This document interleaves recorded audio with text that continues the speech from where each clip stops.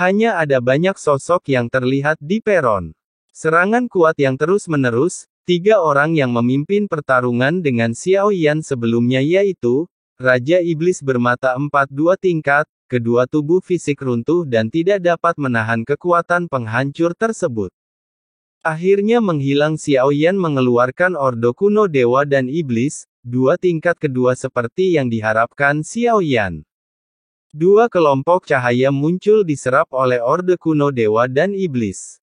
Raja Iblis bermata 4 berubah menjadi bintang yang tak terhitung jumlahnya.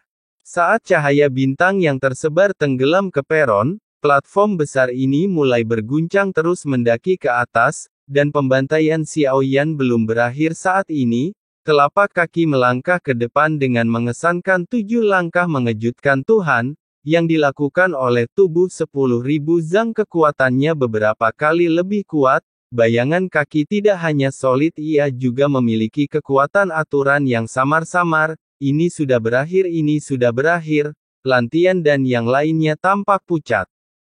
Menghadapi serangan sembarangan Xiao Yan, keempatnya terluka parah. Melihat Xiao Yan masih menyerang dengan ganas dengan momentum yang menghancurkan, tampaknya mematikan semua yang ada di platform 7 langkah meledak. Tokoh-tokoh yang tersisa mulai melakukan perlawanan, tapi sepertinya mereka semua menggunakan lengan belalang sembah sebagai keretanya. Tidak ada cara untuk memblokir serangan dari Xiao Yan. Beberapa sosok memuntahkan seteguk darah.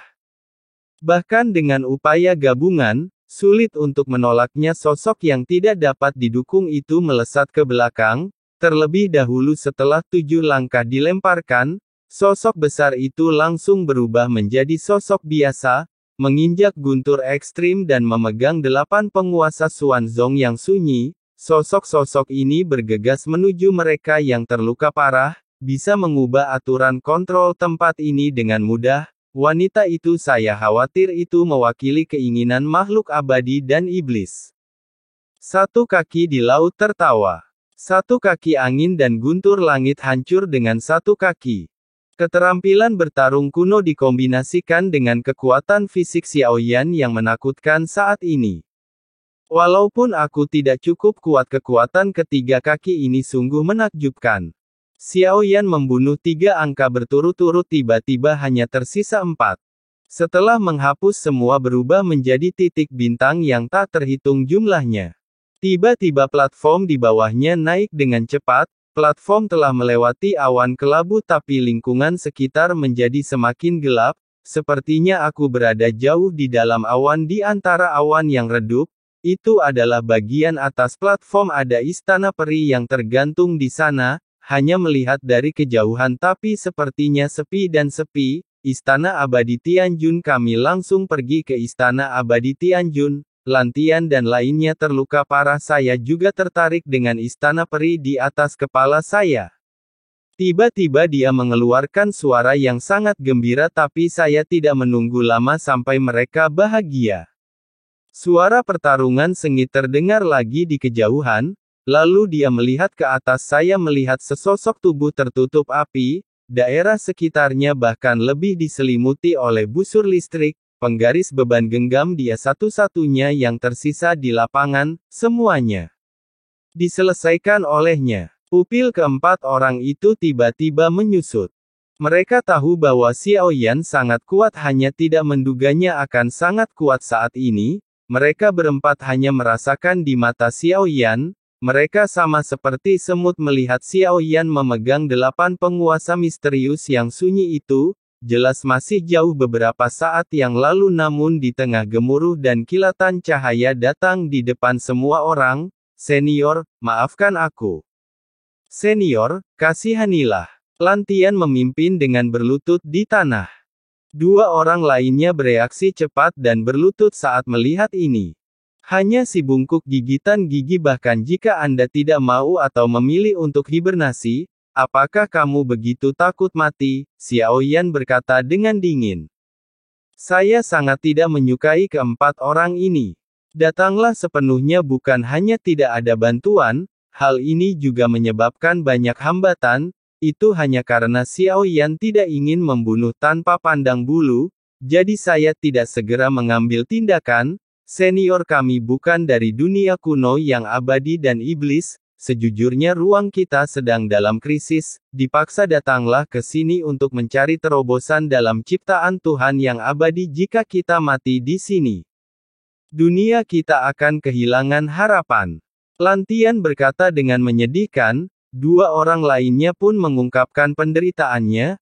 Adapun apakah itu benar, Xiao Yan sebenarnya tidak peduli, cukup aku tidak tertarik menunggu hidupmu. Kamu bilang ini disebut Istana Abadi Tianjun, katakan padaku baik-baik, tidak ada gunanya membunuh mereka. Lebih baik membawa mereka berempat ke Istana Abadi Tianjun karena mereka ada di sini, mereka pasti tahu sesuatu tentang hal itu, senior. Saya pasti pernah mendengar tentang pilar Tianjun. Saya datang ke sini hanya untuk harta karun ini. Untuk mendapatkan harta karun ini, Anda harus mendapatkan persetujuan dari Istana Abadi Tianjun. Sebelum datang ke sini kami memang melakukan penelitian, konon Istana Abadi Tianjun itu nyata. Jadi pilar Tianjun juga benar, harta ini bisa diambil tapi premisnya adalah perlu mendapatkan persetujuan Tianjunzu. Kemudian Anda harus memasuki Istana Abadi Tianjun. Saya mendengar bahwa setiap orang yang memasuki Istana Abadi Tianjun segala sesuatu yang Anda lihat berbeda. Jangan menyembunyikannya dari senior, sebenarnya kami berempat sudah memasukinya, tidak ada satupun yang lolos. Lantian tersenyum pahit.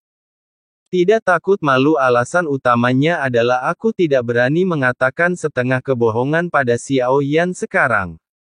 Lagi pula, di mata mereka eksistensi seperti Xiao Yan, jika Anda benar-benar membunuh mereka, Anda mungkin tidak berkedip. Kalian pernah ke sana sebelumnya? Xiao Yan tiba-tiba menyipitkan matanya. Melihat Lantian dengan penuh tanda tanya, kami dipimpin oleh Dewa Abadi tingkat kedua hanya setelah beberapa kali dia memilih untuk menyerah.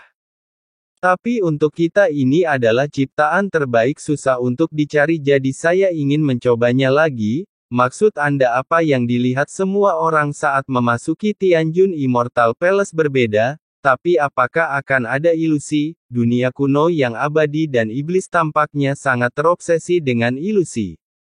Pandai menciptakan ruang palsu untuk menipu untuk mencapai apa yang Anda inginkan.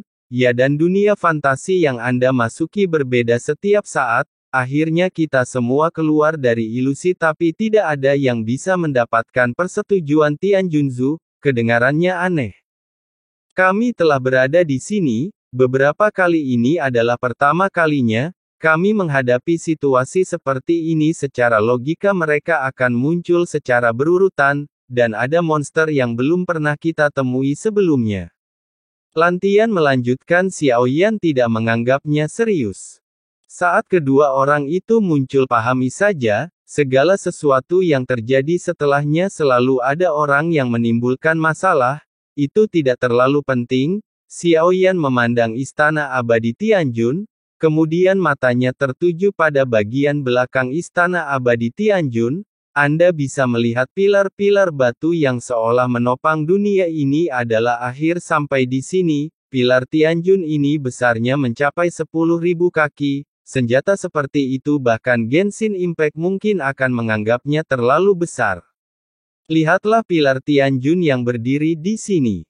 Debu yang menempel pada permukaannya sudah memadat dan berwarna kecoklatan. Itu bisa dilihat. Ia tidak tahu sudah berapa tahun ia menghabiskan waktu di sini, tidak ada yang pernah mengambilnya. Ledakan, platform itu meraung melayang di depan Istana Abadi Tianjun. Faktanya, masih agak jauh dari Istana Abadi Tianjun. Tangga batu dengan ribuan anak tangga dengan cara ini, terhubung langsung ke Istana Abadi Tianjun.